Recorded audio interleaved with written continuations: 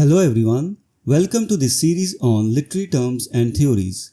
And in this video, we are going to discuss alliterative prose in Old and Middle English. Introduction. Alliterative prose, a distinctive style marked by the repetition of constant sounds at the beginning of words, is a significant feature in both Old English and Middle English literature. This video explores the use of alliterative prose in these periods, focusing on key figures and texts that exemplify this technique. Nature of alliterative prose. Introduction.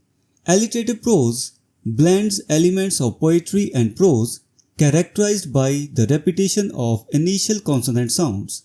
This stylistic choice is not merely ornamental but serves to enhance the rhythm and musicality of the text. The technique of alliteration, commonly associated with verse, finds a robust presence in prose writings of the Old English and Middle English periods. Alliterative prose in Old English. Ælfric of Eynsham 955–1010. Ælfric, a Benedictine monk, is renowned for his contributions to Old English literature through his homilies and saints' lives. His works often employed alliterative prose to emphasize moral and religious teachings. Ælfric's writing style demonstrates a keen sensitivity to the rhythm and sound of the language, making his texts engaging and memorable. Wulfstan, death in 1023. Wulfstan, the Archbishop of York, is another pivotal figure in Old English alliterative prose. Known for his sermon collections, particularly the Sermo Lupai ad Anglos, Wulfstan's use of alliteration serves to underscore the urgency and gravity of his messages. His prose is marked by a strong, rhythmic quality that mirrors the techniques found in alliterative verse. Alliterative prose in Middle English. The Catherine Group. The most notable instances of alliterative prose in Middle English come from the Catherine Group, a collection of 5 devotional prose works found in M.S. Bodley 34, dating from approximately 1190 to 1220. These texts, originating from Herefordshire, include Saint Marguerite, Saint Lulian, Saint Katienne, Solis Vorde, Heli Maidhet. Saint Marguerite. Saint Marguerite is a hagiography that narrates the life and martyrdom of Saint Margaret. The use of alliteration in this text enhances the narrative's lyrical quality, drawing readers into the saint's experiences and virtues. Saint Lulian. Similarly, Saint Lulian recounts the story of Saint Juliana.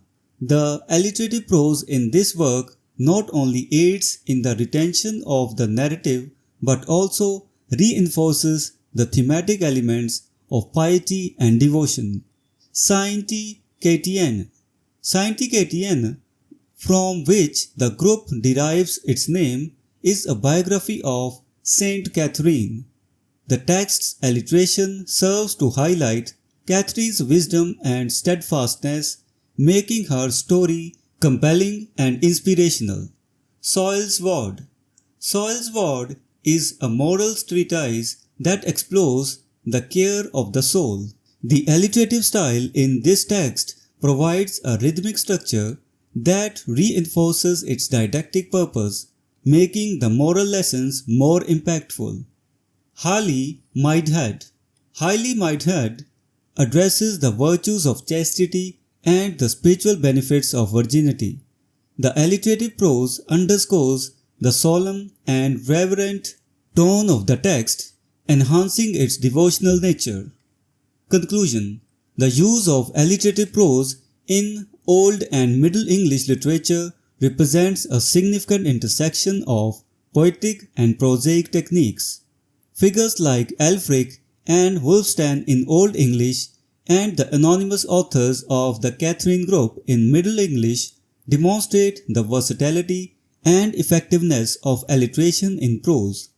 This stylistic choice not only enriches the textual rhythm and aesthetic but also serves to emphasize key themes and enhance the overall impact of the works. Alliterative prose thus occupies a crucial place in the literary history of both periods, reflecting a deep appreciation for the musicality and expressive potential of the English language. So this was the discussion on alliterative prose in Old and Middle English. We will meet in the next video and discuss some other term. Until then, goodbye and thank you.